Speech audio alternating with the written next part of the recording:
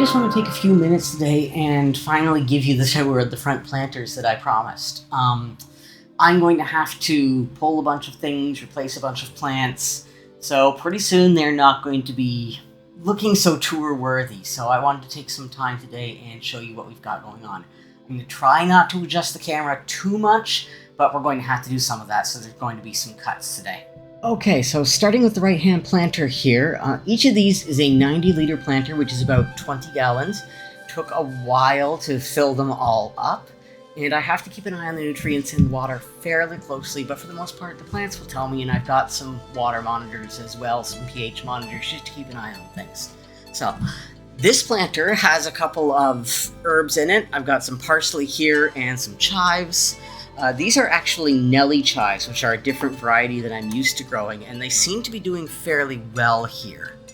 And then up in behind, we've got a couple of different beans. Most of these are purple peacock pole beans, and I've also got a crimson runner. Now, that's one of the ones that's probably going to have to come out because the fruit just doesn't want to take, and I'm thinking that maybe it might need a second plant to cross-pollinate, and that's a little bit difficult here.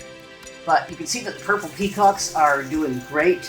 As long as we keep harvesting the pole beans, they'll keep producing, and I've got fresh beans several times a week, honestly, so I may just put some more of those in there. Second planter, I'm going to try not to get in the way too much so you guys can see what's going on. This is, at least theoretically, a bell pepper. It's actually a lilac bell. It was pretty well damaged by thrips and I think broad mites, so it hasn't been doing too well. You can see it's got some flowers up at the top here now. Let me bend that down a bit so you can see it a bit better. And I'm going to see if it takes fruit, but probably I'm going to have to remove it because it's not supposed to be 5 feet tall in the first place. And I think we just need to put something new in there, but we'll see what happens. This here in the pot is actually a Chinese eggplant, the Ping Tung Long, and I've got a little eggplant on there.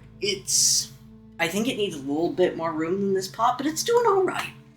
We've had a few eggplants, so it's doing okay. And then the big one in here, which is everywhere, is that I've got a ground cherry planted in here. This particular ground cherry is the Goldie ground cherry. It produces smaller fruits, and I'm trying some other varieties, but I can tell you that it is growing amazingly. Everything that you can see on this window here, all of the foliage practically through 2/3 of it, is just this ground cherry, so it's doing incredibly well there, and I'm happy with that.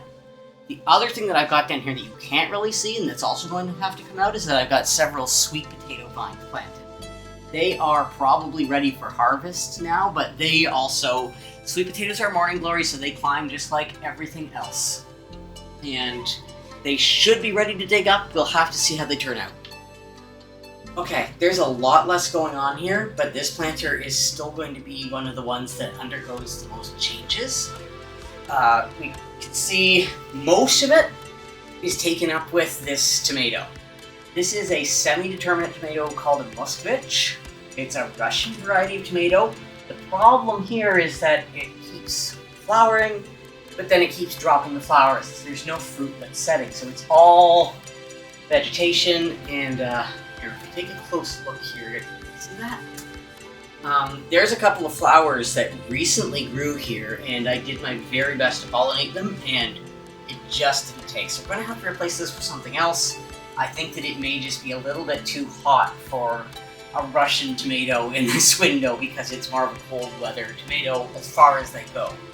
They still like heat, but not so much as it's getting in this south-facing window. Other plant that's in here is a hot pepper. It's a ring of fire. It's a cayenne variant. It's starting to flower as well. I don't quite know what happened to it, to tell you the truth, but it's not super happy either. I'm kind of hoping that removing the tomato is going to do the trick for it, but we'll see what happens. I'm not quite 100% sure of what I'm going to put in here, but we're going to put in something else, whether it's another tomato or another plant entirely. This all has to come out of here, and that's all going to go to the worms, and we're going to put another plant in. I've got some climbing cucamelons they're called, and I might try putting some of those in. I've sprouted some Azuki beans, we might try putting some of those in, but we'll see what happens. Let me just give you another quick look while we're at it at some of these other plants a little bit Another closer. look at the ring of fire pepper, and you can see that it's starting to blossom as well, so hopefully we'll get some fruit from that. And that's another look at the ground cherry, and you can see that that has absolutely taken over. For those of you who don't know, ground cherries are another relative of potatoes and tomatoes, so there goes one. One of the reasons they're called ground cherries is when they fall off of the plant onto the ground, they're ready to eat. So we'll go take that one out of the planter and put it with the others. Before we look too much closer at these, there actually is the ground cherry that just came down. You can see I have a husk on it. That's not edible, but if you store them in the husk, they can be stored up to about 3 months before they actually go bad. Anyway, here is the right planter again. There's the parsley. I personally prefer curly parsley, so that's what I've got in there. Your mileage may vary.